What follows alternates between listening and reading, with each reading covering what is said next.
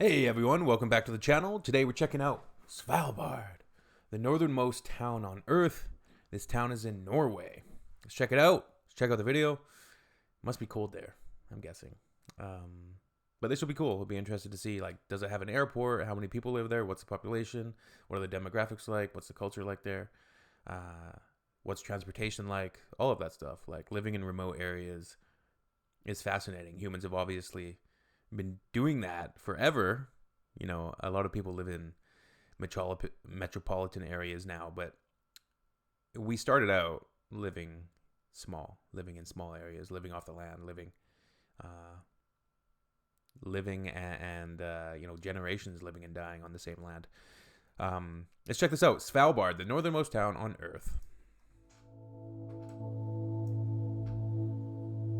Come take a walk with me around Longyearbyen. That's the Longyearbyen? I'll tell you what. the largest town on the Norwegian Longyearbyen. Longyearbyen. That's the largest town on the Norwegian islands of Svalbard. I feel like that map. Where is Svalbard specifically off the coast of Norway? I didn't really see it on the map there. Let's go check it out. Let's check it out first. Svalbard. There it is. Okay. Oh, it's way up there. Okay. Damn. I don't know if sometimes these maps, like the dimensions of certain land masses will be deceptive. For instance, I don't think Greenland is this big when we think of it. Like, anyways, Svalbard big. Like, the island system is big. It's huge. Look, like, at least according to this map, it's almost bigger than mainland Norway. But like I said, these maps, sometimes the dimensions are deceptive. Okay, interesting. Very, very cool. Parts of it may look familiar. Such as? But make no mistake, this place is different.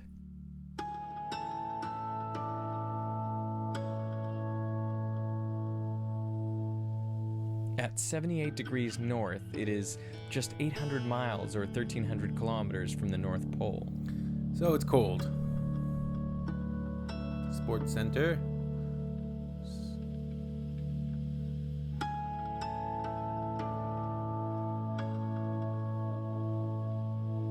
And with over 2,000 permanent residents, it is the northernmost real town on Earth.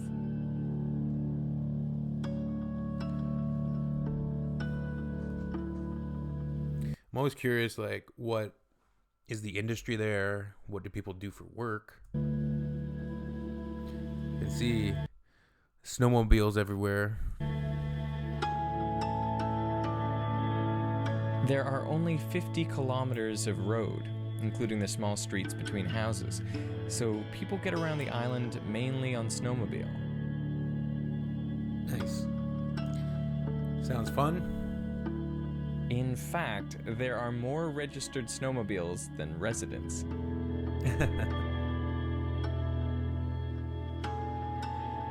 We have a good snowmobile maintenance shop on the island, I would say.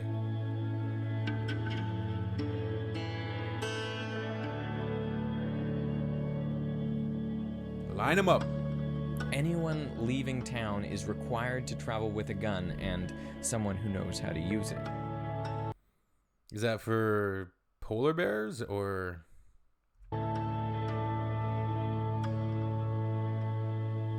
I assume polar bears? Wait, like, why? Because the islands are also home to polar bears. That was my first thought.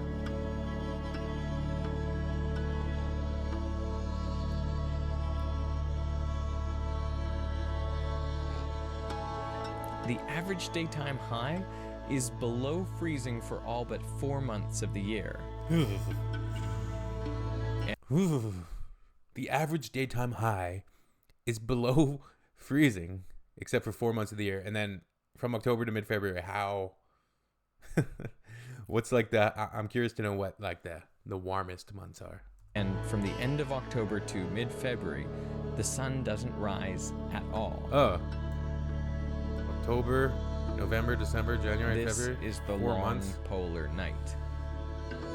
4 months of darkness. Living here is tough. I'll say. So why do people live there? This past December, an avalanche in town destroyed 10 homes, which used to be here, killing 2 people. Shit. Sad. Very sad.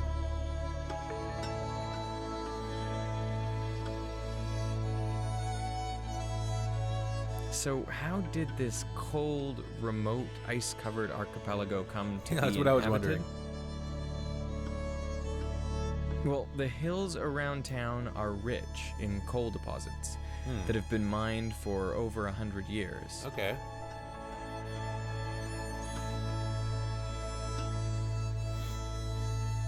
The coal was transported to the port via a series of aerial tramways, some of which remain today, though they are no longer operational. So it was a big industry here. Like, look, they built these aerial tramways to get this stuff to the port. So they were mining a lot of coal.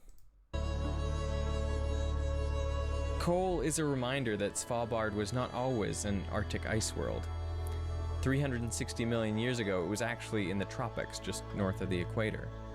A swampy area, it was covered with the precursors to modern ferns, which were much larger than they are today, reaching 10 to 30 meters in height. Isn't that crazy? Like he's saying 360 million years ago, it was the tropics, like, and definitely drives home that thing. Like we're only here for such a short speck of time, and not just us as individuals, but us as in humanity. And it's like the Romans, people in Romans times, or people in any civilization that's fallen, they don't necessarily gauge that, hey, this society, this civilization could be wiped from the face of the earth and but a memory to be discovered centuries later. We don't really register that ever, I don't feel. But how many hundreds of years do we have left? How many decades do we have left? And will we make it? Like, there's so many interesting questions. It's going to be interesting to watch. It's certainly, if you have any sort of reservations or existentialist worries, that will, I would say, galvanize them in your mind. But, yeah, damn, we're here for such a short time. So this reminds me, for my occasional reminders for people, be kind to the humans that you can be kind to around in your sphere of influence, in your sphere of life. Because, you know, try to make a good impact if you can. If you can maintain the mental fortitude to stay strong and courageous and forthright and generous and kind in your life, sometimes it can go a long way for people. So, and we're only here for such a short time. Such a short time. It's crazy. Time just, it almost feels like as you get older, time like starts to exponentially pass by faster, which can only add to certain anxieties that people have. So be kind. This vegetation was then covered in mud and sand and submerged under the sea. Over time, it turned into the coal deposits that in the 20th century brought miners from Norway, Russia, and the US.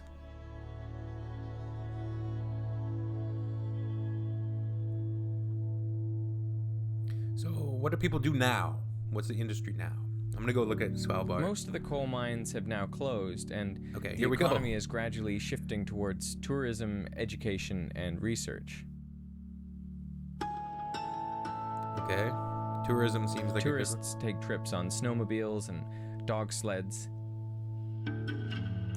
There is a university center in Svalbard which offers semester courses in biology, physics, and geology. Cool. And up on the side of a mountain is the Svalbard Global Seed Vault.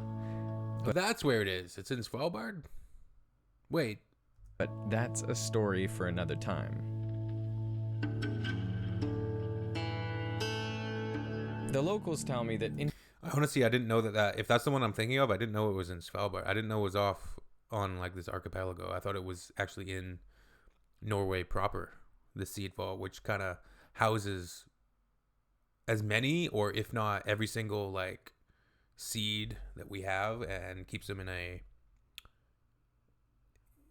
humidity controlled environment to keep them safe, as if in case there's a dystopian apocalypse comes to fruition, which doesn't seem that unlikely. interest in the region from different nations is increasing. As the globe warms and Arctic ice shrinks, trade routes are opening up across the north.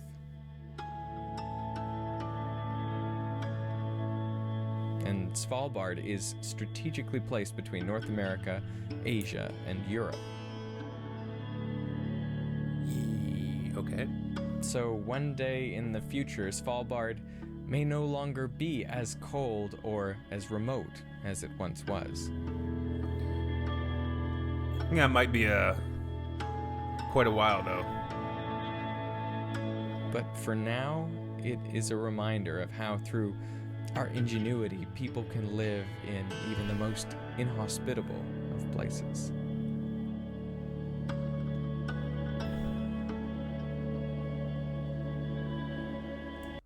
I did watch True Detective season 4 recently, and this kind of reminds me of the little Alaskan town that they're at.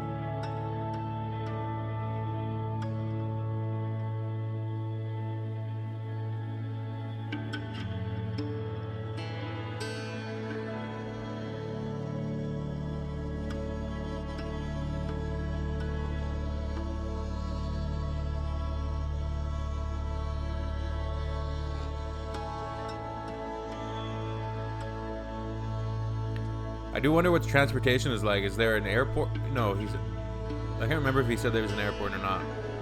There must be. It'd be a long boat ride each time.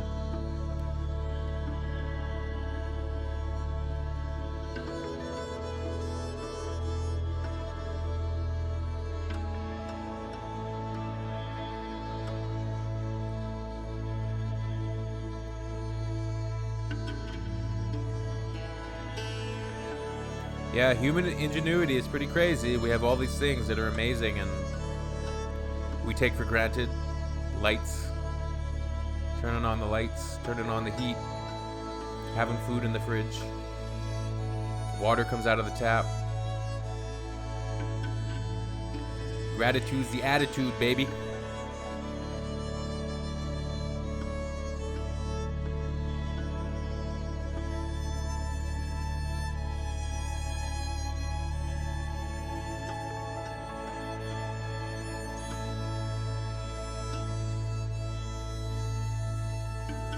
Sure is a desolate land, though, that's for sure.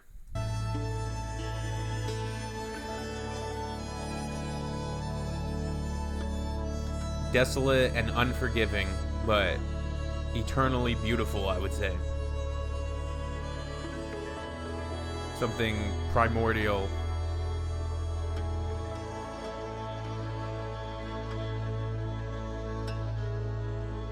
Fade to black.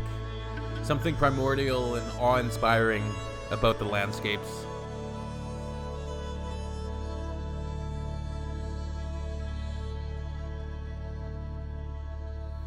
Good stuff. That was a very, very cool video. I'll leave the link to the video and this channel in the description. Make sure to check that out if you're interested. And I kind of want to look at more about Svalbard. Let's check out Svalbard. Let's see. Is there an airport here? Pretty big. Like it. There's an actual satellite image. Maybe not Landsat. Yeah, Landsat. Norwegian archipelago that lies in the convergence of the Arctic Ocean and the Atlantic Ocean, north of mainland Europe. Largest settlement, yeah, Longyearbyen. Pretty. Very pretty. I know it's like a lot of these Arctic and very, very desolate places, they'll have like colorful houses like this.